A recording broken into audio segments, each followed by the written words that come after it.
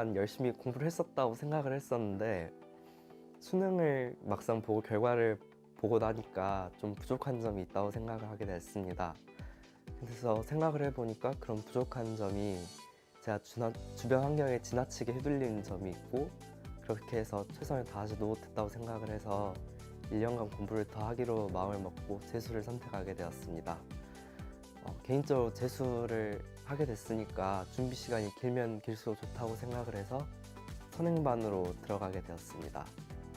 제가 재수를 시작하게 됐을 때 주변 환경에 영향을 받지 않고 공부에만 집중할 수 있는 곳에서 재수하는 게 좋다고 생각했습니다. 그래서 기숙학원에 대해 알아보던 중 강남 하이퍼 의대관을 알게 되었는데, 제가 아무래도 의대가 목표이기 때문에 의대관이라는 타이틀이 있어서 여기가, 그래서 신뢰감을 갖고 알아보게 되었고, 다른 학원에 비해서 학습 환경이나 생활 환경도 더 좋다고 생각해서 의대관을 선택하게 되었습니다. 네, 개인적으로 의대관 수업도 굉장히 좋게 들었지만 개인적으로 정말 좋았던 점은 특강과 데일리 콘텐츠들이었습니다. 수업을 들을 때 이제 좀 부족한 부분이 있다고 생각하면 스님들이 진행한 특강 중에서 이제 자기가 부족한 부분이 있다면 그런 특강을 듣고 다시 복습하면서 좀 더 자세하게 배우고 복습해서 이제 완전히 배운다는 점이 정말 좋았습니다. 그렇게 1년간 특강을 들어가면서 배운 게 수업에서 배운 것만큼 도움이 될 때도 있었고, 또 수업보다 더 도움이 될 때도 있었다고 생각합니다. 또 데일리 콘텐츠 같은 경우에는 모든 과목을 조금씩이라도 공부할 수 있다는 점이 굉장히 좋은 점인데요. 그런 점이 이제 공부를 할 때 흐름을 끊지 않게 해준다는 점이죠.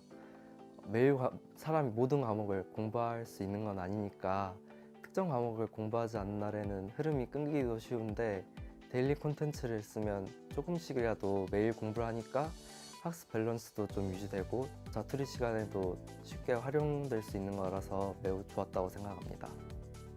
다른 학생들 같은 경우에는 금방 재수 시작해서 성적이 오른 경우도 많았는데, 저 같은 경우에는 6평 보고 나서도 점수가 크게 오른 게 아니라서 굉장히 고민됐어요.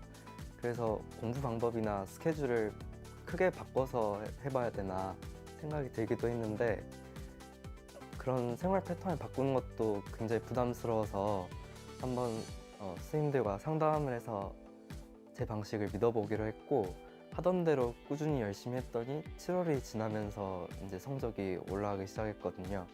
결국 자기를 믿고 꾸준히 하는 게 가장 중요한 게 아닌가 싶습니다. 네, 처음에 재수를 시작할 때는 이미 한번 공부를 끝냈던 거기도 하고 수능도 한번 본 거니까 무엇부터 할지 좀 막연할 수도 있고 공부가 이미 한번 끝났다는 생각이 들어서 저 같은 경우는 무조건 문제를 풀어보기도 했어요. 그런데 문제를 분석해보고 수업을 듣고 나서 보니까 기초도 완벽하지 않다는 생각이 들어서 처음부터 다시 시작을 했거든요. 이처럼 자기 공부 완성도를 완전히 파악하고 1년간 큰 계획부터 잡고 세부적인 계획을 잡아나가는 게 중요하다고 생각해요. 그리고 재수를 한다는 것 자체가 굉장히 정신적으로 부담되는 일인데, 저 같은 경우는 이미 한번 실패를 경험했기 때문에 또 다시 경험하게 될지도 모른다는 두려움이 컸었는데, 여러 번 시험을 보게 되면서 어느 정도 실력이 있으면 그 결과가 정신력에서 굉장히 갈린다는 것을 느꼈어요.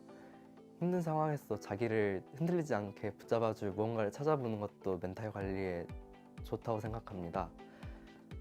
멘탈이 흔들리지 않게 컨디션을 관리한다면 시험에서도 당황하지 않고 할 도리를 다 할 수 있을 가능성이 생길 것 같다고 생각합니다.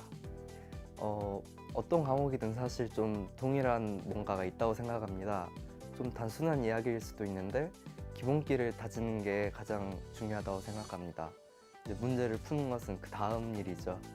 고등학교 때는 정해진 교육 과정이 있어서 그걸 그대로 따라갈 수밖에 없을 수도 있는데, 재수할 때는 자습 시간이 충분하니까 많이 그걸 활용하고 처음부터 돌아보면서 자신의 학습 완성도를 돌아보고 그 다음에 공부에 들어가는 것이 좋은 것 같습니다.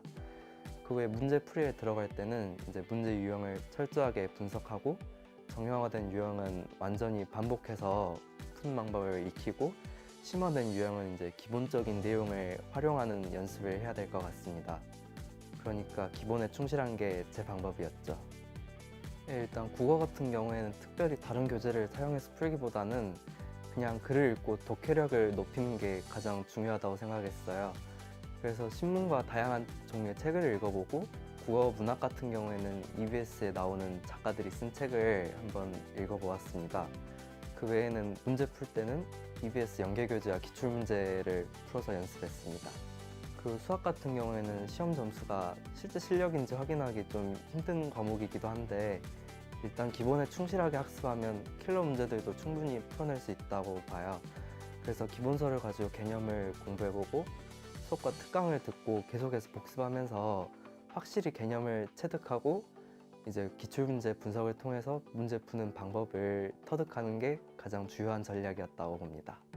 또 과탐은 이제 다른 과목보다도 시험을 보는 내내 시간 싸움이라는 생각이 드는 과목이죠.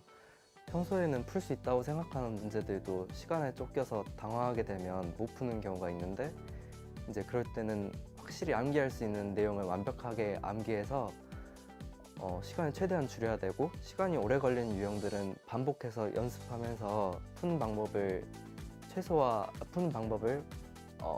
완전히 익히고 문제 풀이에 걸린 시간을 최소화하는 연습을 해야 됩니다.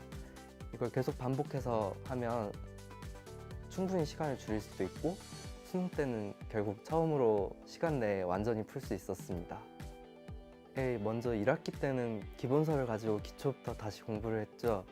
아무래도 길게 가야 되니까 1학기 때는 문제풀이부터 막 하면서 에너지를 소모하는 것보다는 수업을 일단 열심히 듣고 기본기를 다지면서 체력을 쌓는 게 좋다고 생각했어요. 근데 6월 평가원 지나서부터는 이제 평가원도 한번 봤으니까 그간 쌓아온 기초를 가지고 기출 분석을 해보면서 문제에 대한 접근 방식에 대해 생각해보고 자신에게 맞는 풀이를 생각해봐야 된다고 생각해요. 그리고 9월 평가원 지나서부터는 그 해에 나온 모든 평가원 기출이 다 나온 상태이니까 기출 분석을 빠르게 끝내고 문제 푸는 시간을 줄이면서 정확도를 유지하는 연습을 해야 된다고 생각합니다. 또 이러다 보면 공부 방법이 이제 완전히 잡히게 될 텐데 이게 공부하는데 문제가 없다면 그대로 가는 게 더 좋을 것 같아요.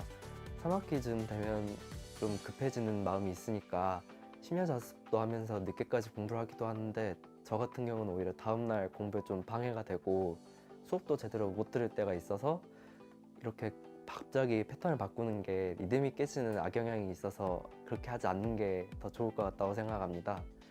또 마지막으로 재수하면서는 상당히 많은 스트레스를 받게 되는데 스트레스를 풀 때 자기가 이런 스트레스 푸는 방법을 직접 찾아보는 게 정신적으로 버티는 데 좀 도움이 돼요. 저 같은 경우에는 매일 신문도 오니까 매일 틈틈이 신문도 읽고 자유시간이나 점심 저녁 시간에 책도 읽으면서 스트레스를 풀었거든요. 이런 게 절제하지 못하면 공부에도 방해가 되는데 과도하지만 않으면 정서적인 안정도 있고 공부에도 좀 도움이 되니까 그렇게 한번 해보는 것도 좋을 것 같습니다.